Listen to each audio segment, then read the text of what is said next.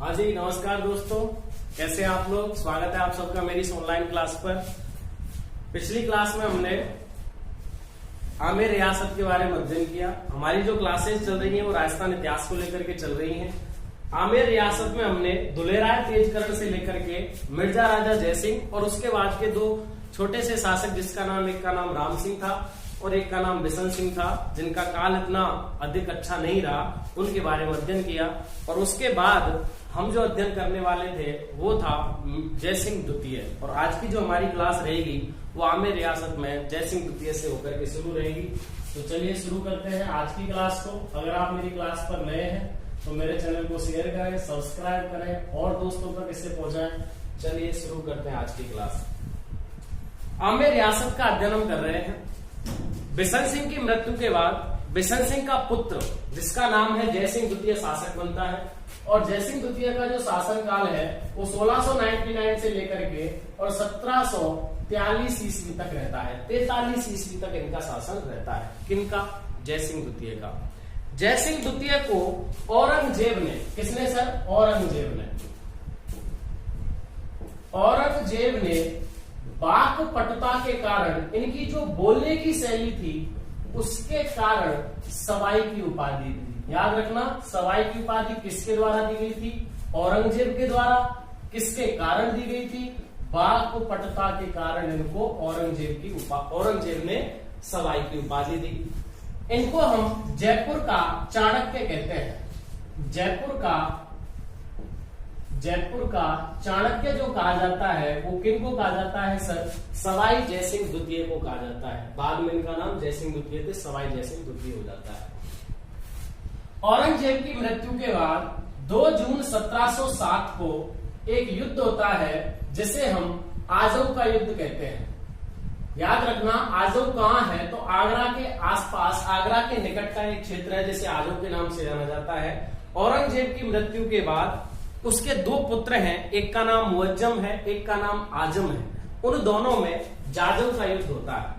किन किन में होता है? आजम में, और आजम के साथ किस में होता है? मुअज्जम में। इन दोनों में युद्ध होता है। मुअज्जम की तरफ से जयसिंह का भाई विजय सिंह लड़ता है, मुअज्जम का साथ देता है, और आजम का साथ जयसिंह देता है। आजम का साथ कौन देता है सर? जयसिंह। 2 जून 1707 को औरंगजेब की मृत्यु के बाद आजम का युद्ध हुआ। आजम और मुअज्जम में आजम का साथ दिया जयसिंह ने, मुअज्जम का साथ दिया विजय सिंह ने। शासक बन गया मुअज्जम।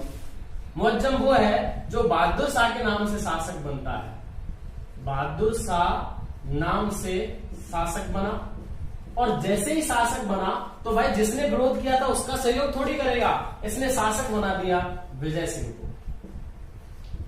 विजय सिंह को शासक बना दिया, एक तरीके से सौंप दिया जयपुर को। किसको सौंप दिया?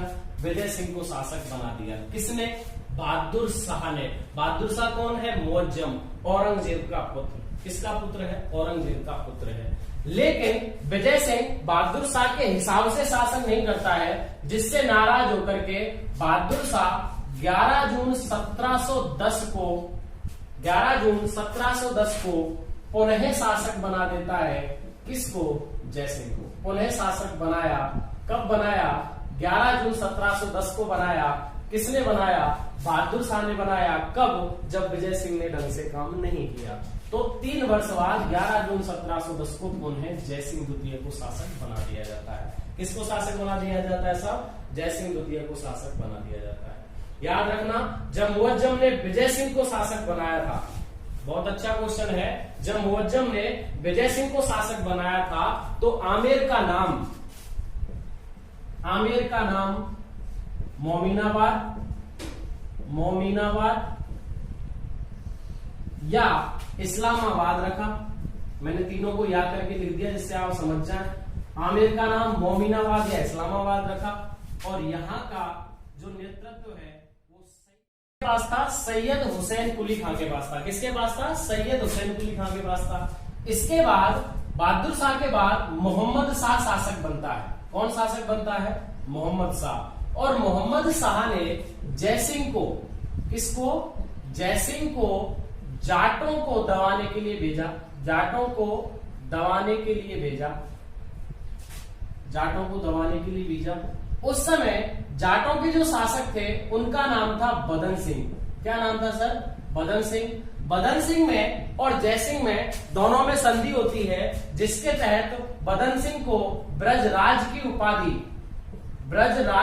उपाधि दी जाती है। किसके द्वारा? जयसिंह के द्वारा। किसके द्वारा दी जाती है? जयसिंह के द्वारा। जयसिंह जाटों को दबाने के लिए जाता है। कब जाता है? जब मोहम्मद शाह शासक बनता है। बहादुर शाह के बाद मोहम्मद शाह शासक बनता है। मोहम्मद शाह जयसिंह को जाटों को दबाने के लिए भेजता है। जाटों का शासक था बदन सिंह। उस समय जाट शासक थे, प्रमुख शासक थे बदन सिंह थे। बदन सिंह और जयसिंह में संधि होती है, जिसके तहत बदन सिंह सहायता करते हैं जयसिंह को शासक बनने में। बदन सिंह सहायता करते हैं जयसिंह को जयपुर चलाने में, जयपुर का शासक बनने में, और जयसिंह बदन सिंह को शासक बनने में सहायता करते हैं, और बदन सिंह को जयसिंह उपाधि देते हैं। किसकी?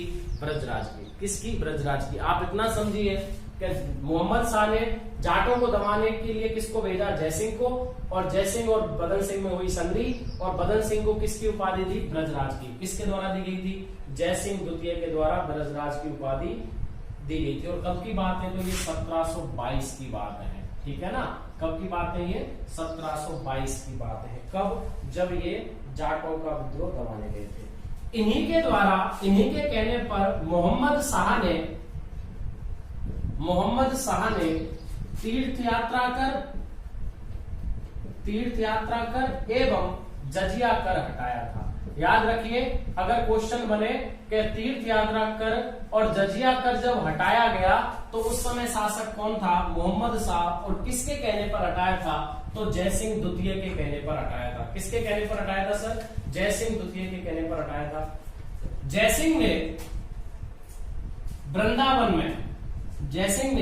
वृंदावन में 6 गोत्रों के ब्राह्मण, मथुरा में वृंदावन में बैराग्यपुरा, जो कहां पड़ता है? मथुरा के आसपास। कहां पड़ता है? मथुरा के आसपास। इन्होंने मथुरा में, वृंदावन में बैराग्यपुरा नगर बसाया। कौन सा नगर बसाया? बैराग्यपुरा नगर बसाया। और वहां 6 गोत्रों के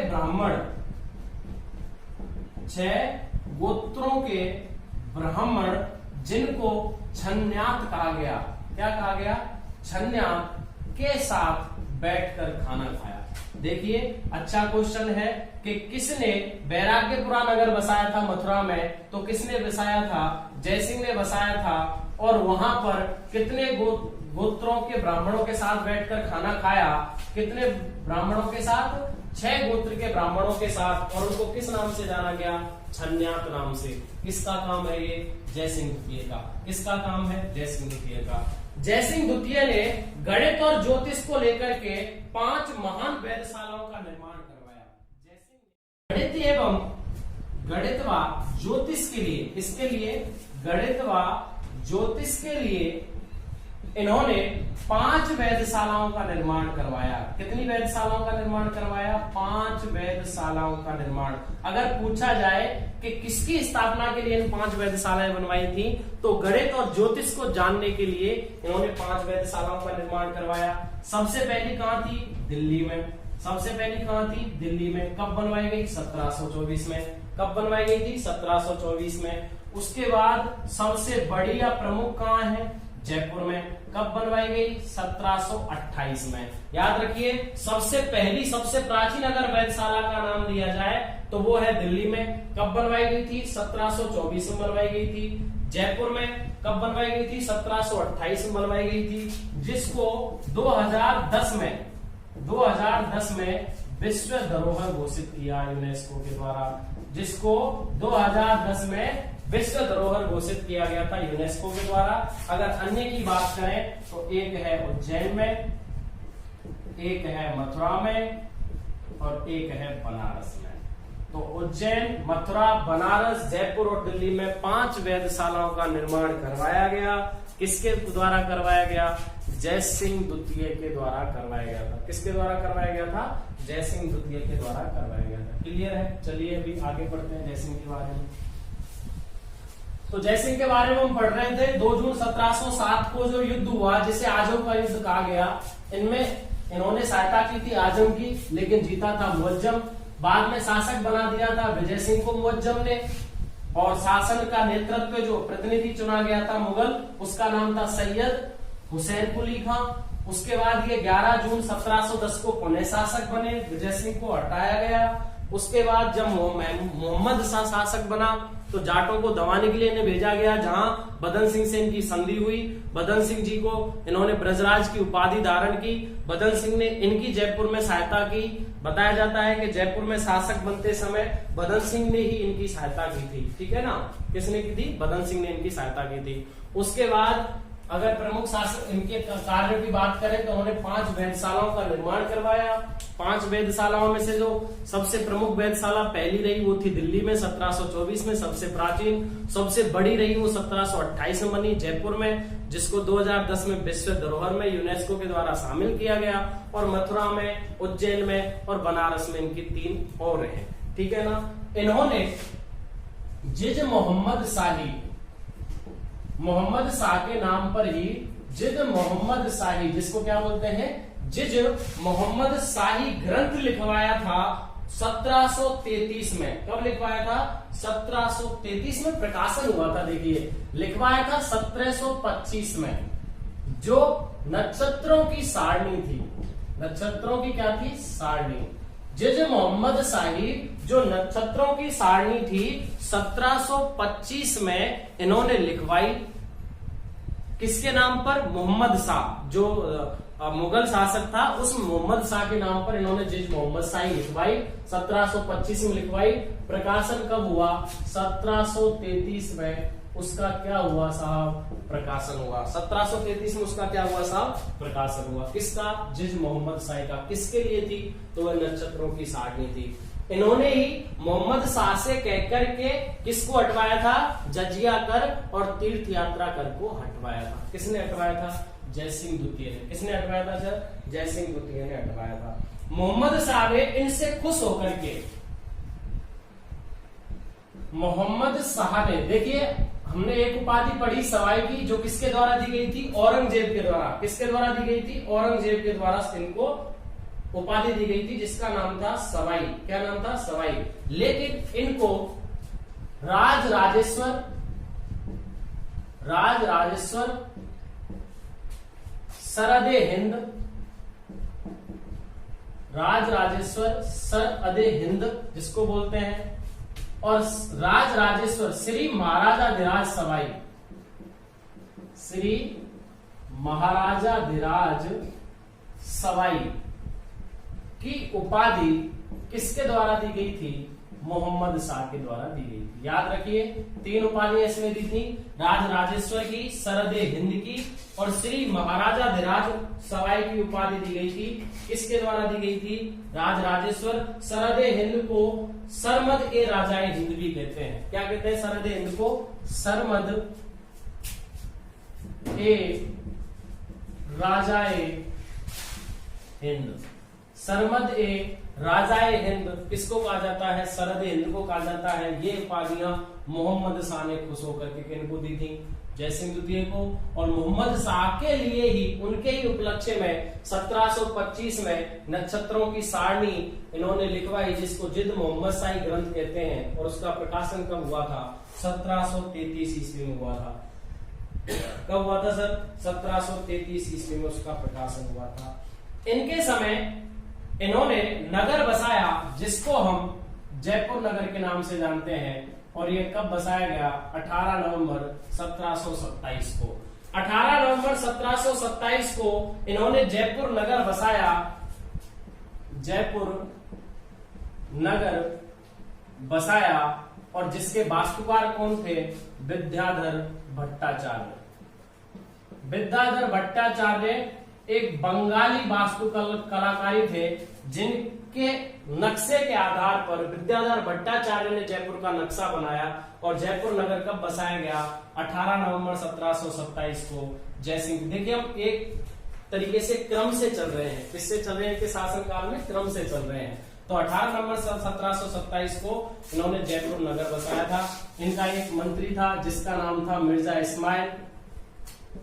मिर्जा इस्माइल, जिसके नाम पर आज MI रोड है। कहाँ है? जयपुर में। MI रोड जो है आज मिर्जा इस्माइल के नाम से है, जो इनका प्रधानमंत्री या प्रमुख मंत्री रहा था। किनका? जयसिंह का। किनका मंत्री रहा था? जयसिंह का। ठीक है ना। जयसिंह के समय 17 जुलाई 1734 को हुर्रा सम्मेलन हुआ था।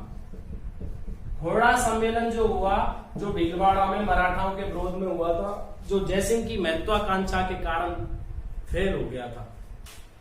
जयसिंह की महत्वाकांक्षा के कारण फेल हुआ, तो 17 जुलाई 1734 को जो हुर्रा सम्मेलन हुआ था, उस समय आमेर का शासक कौन था? जयसिंह द्वितीय था। कौन था? जयसिंह द्वितीय था। जयसिंह द्वितीय ने ही 1740 में पुंडरीक रत्नाकर के द्वारा, जो इनका राजपुरोहित था, क्या नाम था? पुंडरीक रत्नाकर के द्वारा अश्वमेध यज्ञ करवाया था। कौन सा यज्ञ करवाया था? अश्वमेध यज्ञ तथा राजसूय यज्ञ करवाया। अश्वमेध यज्ञ तथा राजसूय यज्ञ करवाने वाला अंतिम हिंदू शासक जो है वो जयसिंह द्वितीय है। और जयसिंह द्वितीय ने 1740 ईस्वी में पुंडरीक रत्नाकर, जो इनका कौन था? राजपुरोहित था, उसके द्वारा अश्वमेध तथा राजसूय यज्ञ करवाया था। कौन कौन सा यज्ञ करवाया था? अश्वमेध तथा राजसूय यज्ञ करवाया था। बताया जाता है कि इनके यज्ञ का घोड़ा, यज्ञ का जो घोड़ा है वो किसने रोका था? तो कुम्हाड़ी राजपूतों ने रोका था। किसने रोका था? कुम्हाड़ी राजपूतों ने। पूछा जाए कभी कि इनके यज्ञ का घोड़ा किसके द्वारा रोका गया था, तो इनके यज्ञ का घोड़ा रोका था कुम्हाड़ी राजपूतों ने रोका। कुम्हाड़ी राजपूतों ने रोका था। किसके यज्ञ का घोड़ा? जयसिंह द्वितीय के। कब करवाया राजसूय अश्वमेध यज्ञ? 1740 में। कौन था उस समय इनका राजपुरोहित? पुंडरीक रत्नाकर था। कौन था सर? पुंडरीक रत्नाकर था। जयसिंह अच्छे बड़े शासक हैं, इनके बारे में ही हम अध्ययन कर रहे हैं। जयसिंह के समय 18 मई 1741 को 18 मई 1741 को धौलपुर में जयसिंह की मुलाकात पेशवा बालाजी बाजीराव मस्तानी वाला, ठीक है ना। पेशवा बालाजी बाजीराव से जो इनकी मुलाकात हुई थी वो धौलपुर में हुई थी। कब हुई थी? 18 मई 1741 को। कब हुई थी? 18 मई 1741 को इनकी मुलाकात पेशवा बालाजी बाजीराव से धौलपुर में हुई, जिसके लिए इन्हीं के कहने पर 4 जुलाई 1741 को 4 जुलाई 1741 को धौलपुर फरमान जारी किया गया। इसमें बताया जाता है कि इन्हीं के कहने पर ही बालाजी बाजीराव की संधि भी हुई थी मुगलों से। 18 मई 1741 को धौलपुर में भेंट हुई जयसिंह की पेशवा बालाजी बाजीराव से, और 4 जुलाई 1741 को धौलपुर फरमान जारी हुआ, जो इस बात का संकेत है कि जयसिंह और पेशवा बालाजी बाजीराव के मध्य संधि हुई थी। कब हुआ धौलपुर फरमान जारी? 4 जुलाई 1741 को। कब हुआ? 4 जुलाई 1741 को। तो जयसिंह द्वितीय के बारे में अध्ययन कर रहे हैं। जिज मोहम्मद शाही ग्रंथ का इन्होंने लेखन करवाया 1725 में। नक्षत्रों की सारणी थी। 1733 में इसका प्रकाशन हुआ। मोहम्मद शाह ने इनको राजराजेश्वर सरदे हिंद, जिसको सरमदे राजा हिंद कहते हैं, और श्री महाराजा धीराज सराय की उपाधि दी। 18 नवंबर 1727 को जयपुर नगर बसाया। जयपुर नगर का जो वास्तु शास्त्री था उसका नाम विद्याधर भट्टाचार्य था, जो बंगाली था पंडित। मिर्जा इस्माइल जो उनका प्रधानमंत्री था, जिसके नाम पर MI रोड आज जयपुर में बना हुआ है। 17 जुलाई 1734 को इन्होंने हुर्रा सम्मेलन में आयोजन लिया, जो इनकी महत्वाकांक्षा के कारण ही फेल हुआ। इन्होंने 1740 में पुंडरीक रत्नाकर के द्वारा अश्वमेध या राजसूय यज्ञ करवाए, और बताया जाता है इनका यज्ञ का घोड़ा कुम्हाड़ी राजपूतों के द्वारा रोका गया।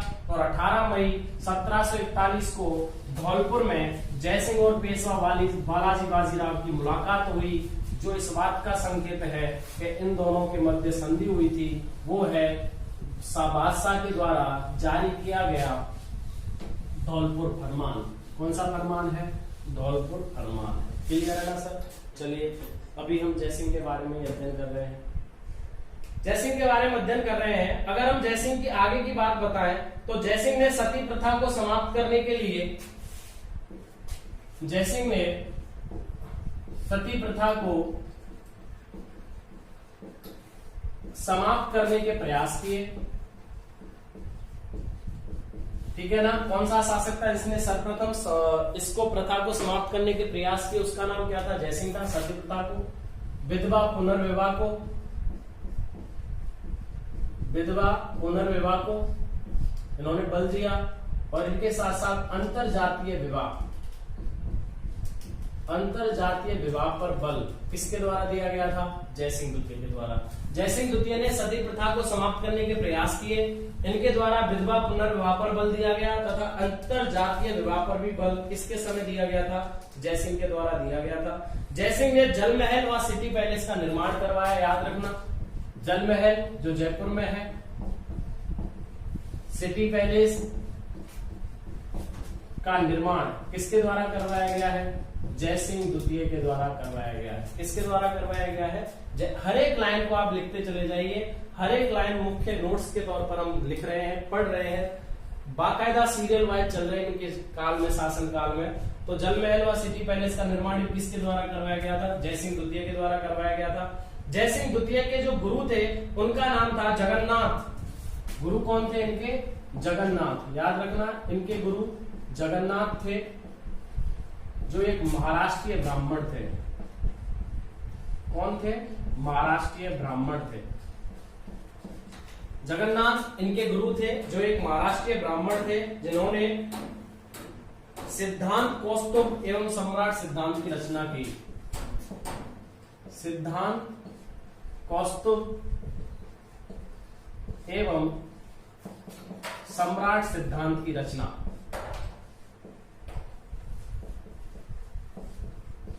सम्राट सिद्धांत की रचना एवं सिद्धांत कौस्तुभ की रचना किसके द्वारा की गई है? इनके गुरु जगन्नाथ के द्वारा की गई है, जो एक महाराष्ट्रीय ब्राह्मण थे। इनके समय प्रमुख ज्योतिषी थे, जिनका नाम था केवलराम। केवलराम थे, जो कौन थे? ज्योतिषी थे। केवलराम इनके समय एक ज्योतिषी थे, इनके बारे में भी उल्लेख मिलता है। इनके बाद जनार्दन भट्ट गोस्वामी, चक्रपाणी गोस्वामी, जनार्दन भट्ट गोस्वामी, चक्रपाणी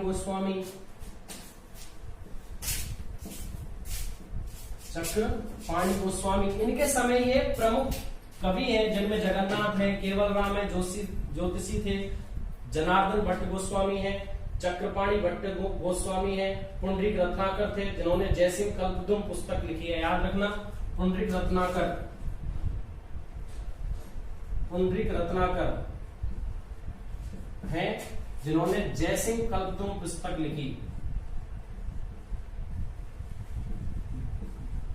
लिखी। हमने एक लाइन पढ़ी थी जिनका नाम था पुंडरीक विट्ठल। उन्होंने जो पुस्तक लिखी उसका नाम राग कल्पद्रुम था। क्या नाम था? राग कल्पद्रुम। और जो जयसिंह कल्पद्रुम मैंने उसका नाम बताया था, उसे वहां से आप हटा दीजिए। जयसिंह कल्पद्रुम है वो पुंडरीक रत्नाकर के द्वारा लिखी गई है। किसके द्वारा लिखी गई है? पुंडरीक रत्नाकर। क्योंकि अगर जयसिंह कल्पद्रुम को पूरा करने की बात आती है तो वो बात पुंडरीक रत्नाकर के द्वारा ही है, और यह जयसिंह सवाई जयसिंह द्वितीय थे, ना कि मिर्जा राजा जयसिंह प्रथम। उनके समय जो थे पुंडरीक, उन्होंने जो लिखी है, उन्होंने वो राग कल्पद्रुम लिखी है। कौन सी लिखी है? राग कल्पद्रुम लिखी है, राग चंद्रोदय लिखी है, वो जयसिंह कल्पद्रुम नहीं है। तो आपने अगर वो क्लास पढ़ी है तो आप उसको हटा सकते हैं उसमें से, और उसके स्थान पर राग कल्पद्रुम ही रहने देना। जयसिंह कल्पद्रुम किसके द्वारा लिखी गई है? पुंडरीक रत्नाकर के द्वारा लिखी गई है। किसके द्वारा लिखी गई है? पुंडरीक रत्नाकर के द्वारा। इनके समय और प्रमुख व्यक्ति थे, ब्रजनाथ भट्ट थे, पुत्र सुधाकर थे। इनके पुत्र थे पुंडरीक रत्नाकर के सुधाकर। ये पूछे जा सकते हैं क्वेश्चन के, कौन कौन से कवि किसके समय थे? सुधाकर रत्नाकर इनके पुत्र थे। कृष्ण भट्ट के समय थे। कृष्ण भट्ट नामक जो व्यक्ति थे वो भी किसके समय थे? जयसिंह द्वितीय के समय थे। जयसिंह द्वितीय की जो मृत्यु है वो 21 सितंबर 1743 को हो जाती है। मृत्यु कब हो जाती है? 21 सितंबर 1743। ठीक है ना? ईस्वी में इनकी मृत्यु हो जाती है और इनकी मृत्यु के बाद जो शासक बनते हैं उनका नाम है ईस्वी सिंह। क्या नाम है? ईस्वी सिंह। और अब हम अध्ययन किसके बारे में करेंगे? ईस्वी सिंह के बारे में। तो अभी हमने जयसिंह की द्वितीय के बारे में पढ़ा, कुछ लाइन अभी हम ईस्वी सिंह में भी जयसिंह द्वितीय के बारे में पढ़ेंगे, ठीक है ना। तो जयसिंह द्वितीय सती प्रथा को समाप्त करने के प्रयास किए, विधवा पुनर्विवाह पर जोर लगाया, अंतरजातीय विवाह पर जोर लगाया, गुरु जगन्नाथ सिद्धांत कौस्तुभ या सम्राट सिद्धांत की रचना करने वाले महाराष्ट्र के ब्राह्मण थे। जल महल व सिटी पैलेस का निर्माण जयसिंह द्वितीय ने, केवल राम जोशी के समय थे, जनार्दन भट्ट गोस्वामी, चक्रपाणी गोस्वामी, पुंडरीक रत्नाकर, जयसिंह कल्पतरू जिन्होंने लिखी है वो भी इनके समय थे, सुधाकर रत्नाकर थे, कृष्ण भट्ट इनके समय थे, ब्रजनाथ भट्ट इनके समय थे, ठीक है ना। ब्रजनाथ भट्ट भी किसके समय थे? इन्हीं के समय थे, ब्रजनाथ भट्ट, ठीक है। और इनकी मृत्यु हो जाती है 21 सितंबर 1743 ईस्वी को। इनकी मृत्यु कब हो जाती है? 21 सितंबर 1743 को हो जाती है। और इनकी मृत्यु के बाद शासक कौन बनते हैं? ईस्वी सिंह। कौन शासक बनते हैं? ईस्वी सिंह। और वो कैसे बनते हैं वो अभी हम पुरानी क्लासों को जोड़ के मैं आपको भी बता देता हूं। देखिए, याद करिए, हमने एक इतिहास पढ़ा था मारवाड़ रियासत का, और उसके बाद एक इतिहास पढ़ा था हमने उससे पहले मेवाड़ रियासत का। जयसिंह का विवाह मेवाड़ के अमर सिंह की पुत्री,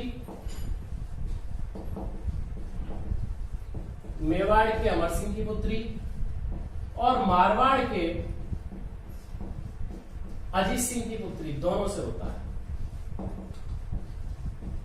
मेवाड़ के अमर सिंह की पुत्री और मारवाड़ के अजीत सिंह की पुत्री, दोनों का विवाह किससे होता है? ईस्वी सिंह से। मारवाड़ की पुत्री का नाम था सूरज कुमरी और मेवाड़ की पुत्री का नाम था इंद्रकुमरी। इनका नाम क्या है? इंद्रकुमरी है। इनका नाम क्या है? सूरज कुमरी है। बताया जाता है कि जब जयपुर के शासक ये बनते हैं विजय सिंह के बाद, जब मुअज्जम जीत जाता है बहादुर शाह और इनको हटा देता है, तो उस समय इनकी सहायता करते हैं मेवाड़ के अमर सिंह। और मेवाड़ के अमर सिंह अपनी पुत्री इंद्रकुमरी का विवाह सशर्त करते हैं, और ये हम पढ़ चुके हैं, ये मैं आपको बता चुका हूं पहले। सशर्त करते हैं, उसमें क्या होता है कि जो मेरी पुत्री से पैदा होगा वो कौन बनेगा? शासक। किससे की जाती है शादी? सवाई जयसिंह द्वितीय से। सवाई जयसिंह द्वितीय से मेवाड़ के महाराणा अमर सिंह की पुत्री इंद्रकुमरी का विवाह होता है। मारवाड़ के राव जो अजीत सिंह है, महाराजा अजीत सिंह, उनकी पुत्री सूरज कुमरी से विवाह होता है। इंद्रकुमरी से पैदा होते हैं माधो सिंह। इंद्रकुमरी से पैदा होते हैं माधो सिंह और सूरज कुमरी से पैदा होते हैं ईस्वी सिंह। कौन पैदा होते हैं? ईस्वी सिंह। शासक बनना था माधो सिंह को। शासक बनना किसको था? माधो सिंह को, क्योंकि सशर्त भाई शादी हुई है, मेवाड़ के महाराणा अमर सिंह ने अपनी पुत्री का विवाह सशर्त करवाया है। शासक बनना था माधो सिंह को, बन जाता है ईस्वी सिंह। शासक कौन बन जाता है साहब? ईस्वी सिंह शासक बन जाता है। अब हम बात कर लेते हैं ईस्वी सिंह की। और सूरज कुमरी से कौन पैदा हुए थे? ईस्वी सिंह पैदा हुए थे। अमर सिंह ने जो शादी की थी जयसिंह से, वो शर्त के रूप पर की थी कि जो मेरी पुत्री से पुत्र पैदा होगा वो शासक बनेगा। लेकिन बन गया कौन? ईस्वी सिंह। कौन बन गया शासक? ईस्वी सिंह। ईस्वी सिंह को हराने के लिए जब ईस्वी सिंह शासक बनता है, तो ईस्वी सिंह का जो शासन काल है वो कब से कब तक है? 1743 में से लेकर के कब तक है? 1750 ईस्वी तक है। कब तक है सर? 1743 ईस्वी से लेकर के 1750 ईस्वी तक है। किसका है? ईस्वी सिंह का है। जब ईस्वी सिंह शासक बन जाता है तो ईस्वी सिंह और माधो सिंह में युद्ध होता है, और इस युद्ध को राजमहल या टोंक के नाम से जाना जाता है, जो कब हुआ? 1 मार्च 1747 को। 1 मार्च 1747 को राजमहल जो टोंक में पड़ता है, राजमहल का युद्ध होता है। ठीक है साहब। राजमहल का युद्ध किस किस के मध्य होता है? ईस्वी सिंह के, और ईस्वी सिंह के भाई हैं, उनका नाम क्या है? माधो सिंह। क्या नाम है? माधो सिंह। लेकिन इस युद्ध में विजय किसकी होती है? ईस्वी सिंह की। किसकी होती है? ईस्वी सिंह की। ईस्वी सिंह इस युद्ध को जीतने के बाद ईसर लाट, या जिसको हम सरगासुली इमारत के नाम से जानते हैं, जो जयपुर में है, इसका निर्माण करवाता है। किस युद्ध को जीतने के बाद करवाता है? राजमहल टोंक के युद्ध को जीतने के बाद करवाता है। याद रखना, इस युद्ध में माधो सिंह की सहायता कोटा व बूंदी रियासत ने की थी। माधो सिंह की सहायता किसने की थी? कोटा व बूंदी रियासत ने की थी। लेकिन फिर भी विजय किसकी होती है? ईश्वरी सिंह की होती है। किसकी विजय होती है? ईश्वरी सिंह की। इसके बाद एक और युद्ध ईश्वरी सिंह के काल में होता है जिसे मानपुर या अलवर का युद्ध कहते हैं। मानपुर कहां पड़ता है? अलवर में, तो मानपुर या अलवर का युद्ध कहते हैं। अच्छा, ये किस किस के मध्य हुआ? ये युद्ध जो होता है वो ईश्वरी सिंह एवं अहमद शाह अब्दाली की फौज, अहमद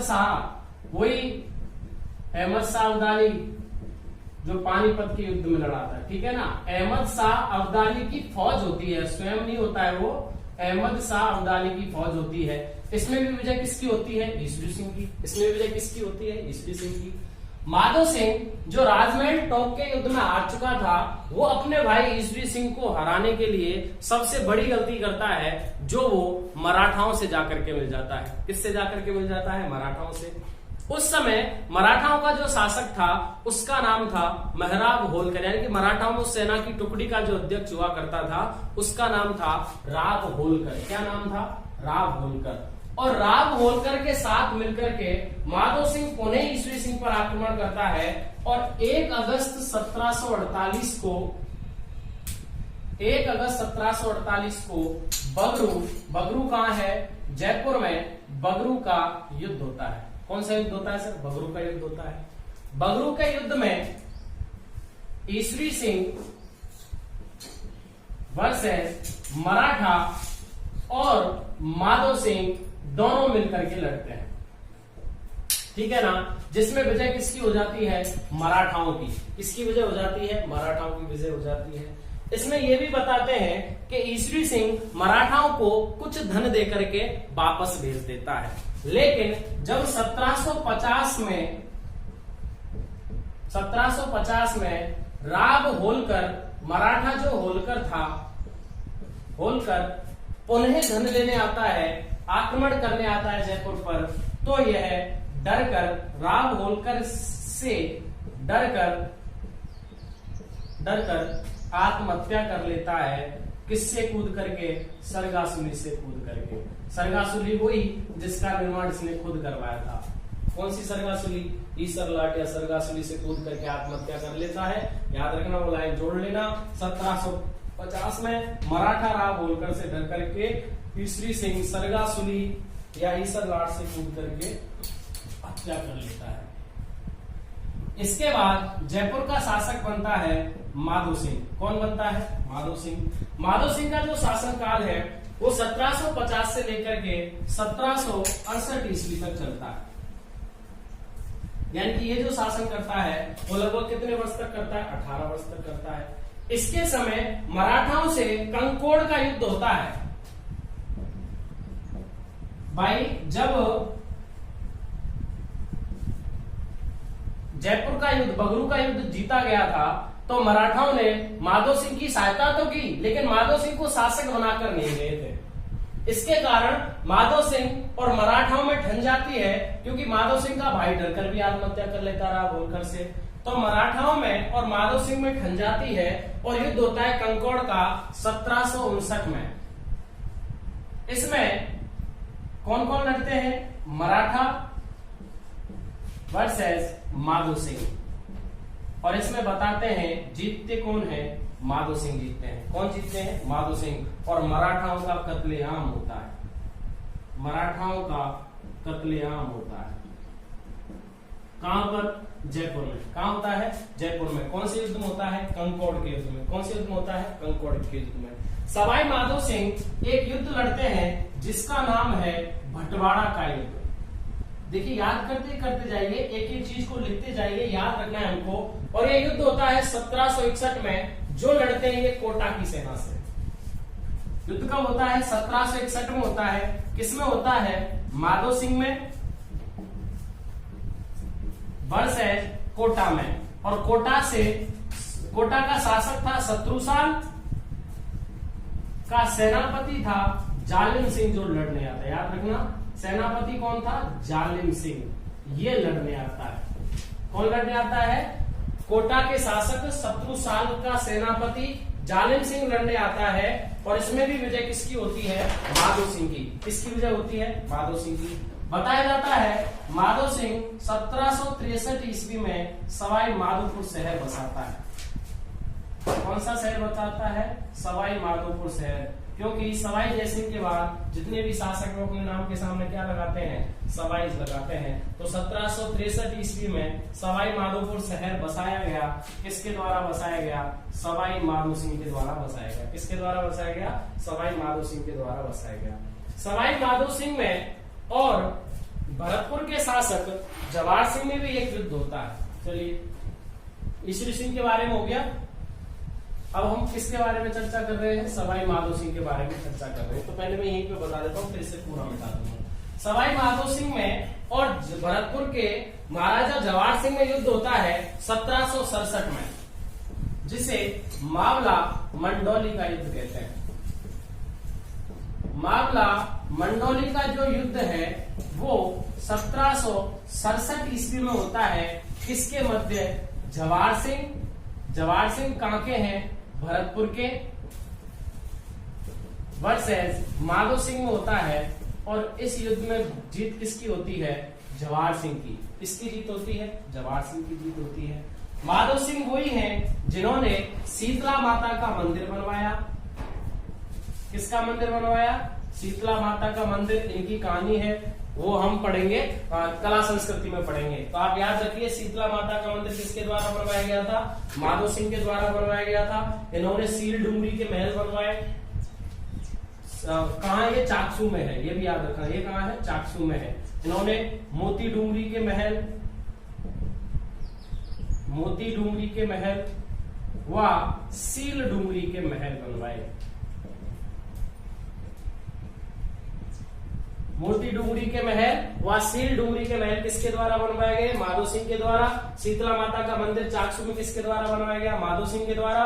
माधो सिंह ने युद्ध लड़े कंकोड़ का, भटवाड़ा का। इन दोनों में माधो सिंह जीतता है। पहले में मराठाओं को हराता है, दूसरे में कोटा की सेना को हराता है। और मावला और मंडोली की युद्ध जो जवाहर सिंह भरतपुर से होता है 1767 में, इसमें माधो सिंह हार जाता है।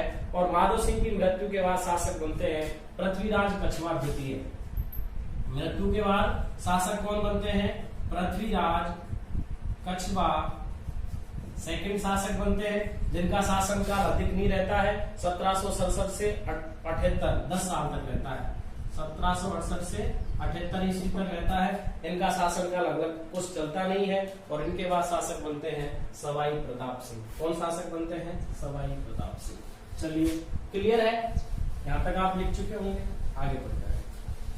तो जयसिंह के बारे में हमने कल क्लास पढ़ी। उसके बाद हम जो चर्चा कर रहे हैं वो ईश्वरी सिंह के बारे में और माधो सिंह के बारे में चर्चा कर रहे हैं। शासक बनना चाहिए था माधो सिंह का, बन गया ईश्वरी सिंह, जिसके चक्कर में युद्ध हुआ राजमहल का, बगरू का, ठीक है ना। और मराठाओं ने जयपुर रियासत में प्रवेश किया था।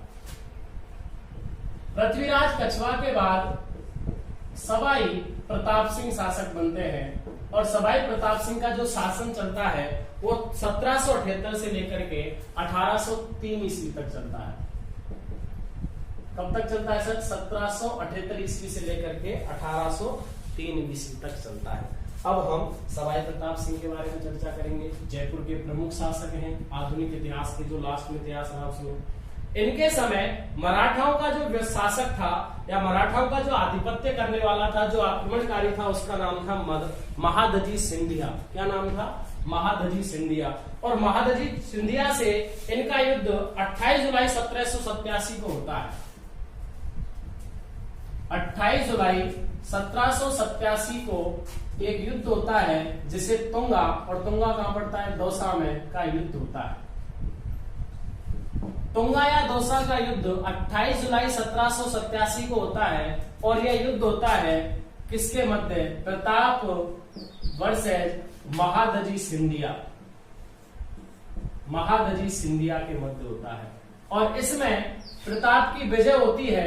और महादजी सिंधिया कहता है अगर मैं जीवित रहा तो जयपुर को मिट्टी में मिला दूंगा। याद रखना, किसने कहा था, महादजी सिंधिया ने तुंगा के युद्ध में बुरी तरह पराजित होने पर कहा था कि अगर मैं कभी जीवित रहा तो जयपुर को धूल में मिला दूंगा, मिट्टी में मिला दूंगा। कौन कह करके गया था? माधवजी सिंधिया। ये लाइन आप लिख लीजिए, अगर मैं जिंदा रहा तो जयपुर को मिट्टी में मिला दूंगा। किसने कहा था? माधवजी सिंधिया ने कहा था। कौन से युद्ध में कहा था? तो तुंगा या दौसा के युद्ध में हुआ कहा था, जो कब हुआ? 28 जुलाई 1787 को। कब हुआ? 28 जुलाई 1787 को।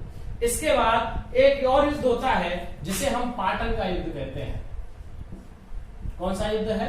पाटन का युद्ध। इस युद्ध में भी जयपुर और मारवाड़ की संयुक्त सेना मराठाओं से लड़ती है 20 जून 1790 को। 20 जून 1790 को मराठा वर्सेस जयपुर और मारवाड़ की सेना लड़ती है, लेकिन इस युद्ध में विजय किसकी होती है? मराठाओं की। किसकी विजय होती है? मराठाओं की। कौन है? महादजी सिंधिया। लड़ने वाला कौन है पाटन के युद्ध में मराठाओं की तरफ से? महादजी सिंधिया है।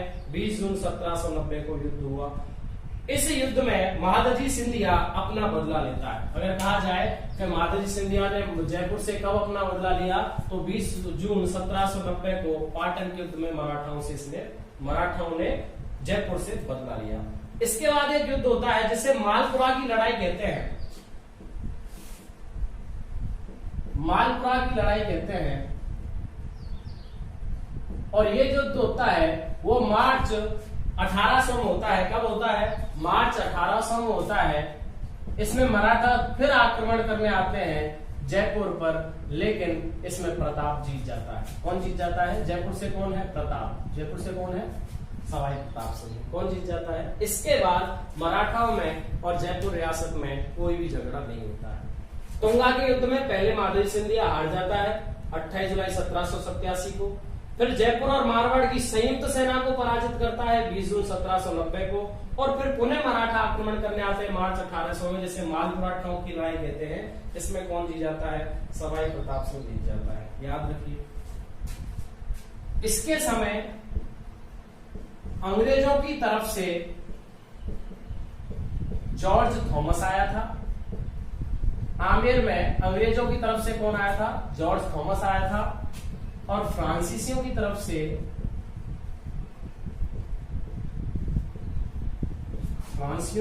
से डी बोई आया था। कौन आया था? डी बोई। हो गया ना?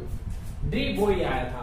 फ्रांसीसियों की तरफ से सवाई प्रताप सिंह के दरबार में डी वही आया था, जबकि अंग्रेजों की तरफ से जॉर्ज थॉमस आया था। डी ब्रोई और जॉर्ज थॉमस फ्रांसीसी और अंग्रेजी आक्रमणकारी हैं जिन्होंने जयपुर पर आक्रमण किया या इनके समय दरबार में आए थे। कौन कौन आए थे?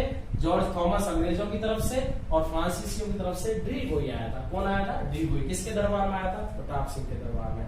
प्रताप सिंह स्वयं ब्रजनिधि नाम से रचना करते थे। याद रखना, प्रताप सिंह ने किस नाम से रचनाएं की थी? ब्रजनिधि नाम से रचनाएं की थी। ब्रजनिधि नाम से रचनाएं किसने की थी?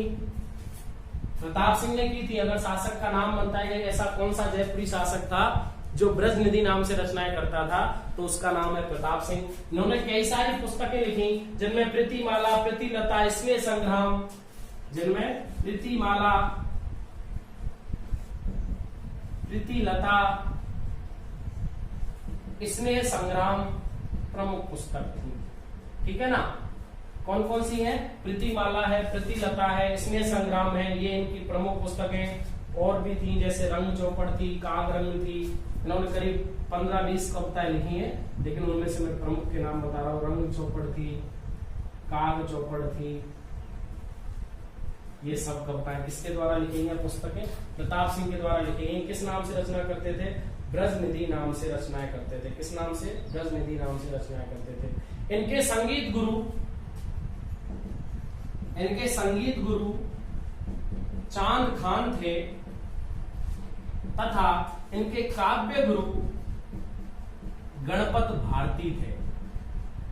इनके जो संगीत गुरु हैं उनका नाम क्या है? चांद खान है। और इनके जो काव्य गुरु हैं उनका नाम क्या है? गणपत भारती है। क्या नाम है सर? गणपत भारती है। इनके समय राधा कृष्ण दरबारी कवि थे।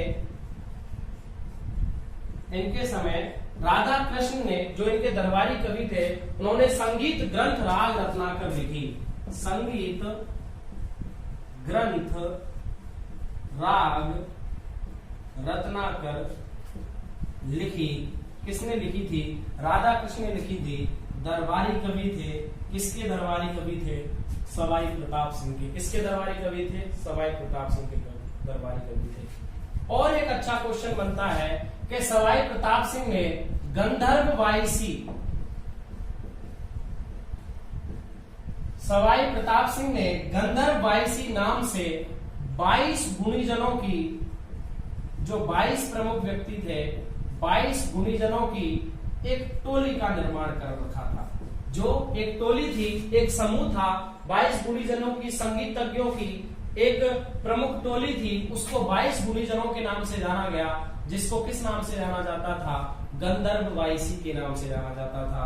ये वही हैं जिन्होंने 1799 में हवा महल का निर्माण करवाया था। किसका निर्माण करवाया था? हवा महल का। देखिए, मैं कुछ चीजें अभी नहीं बता रहा हूँ जैसे हवा महल के बारे में, तो हम कला संस्कृति में ढंग से पढ़ेंगे। अभी हम केवल शासक के नाम के अनुसार पढ़ रहे हैं। तो 1799 में हवा महल का निर्माण इन्होंने करवाया। इनके समय 22 गुणीजन, जिनमें संगीतज्ञ थे, विद्वान थे, उनके अलग अलग क्षेत्रों से थे, उनकी एक टोली थी, जिसको किस नाम से जाना जाता था? गंधर्व वायसी के नाम से जाना जाता था। किस नाम से जाना जाता था? गंधर्व वायसी के नाम से जाना जाता था।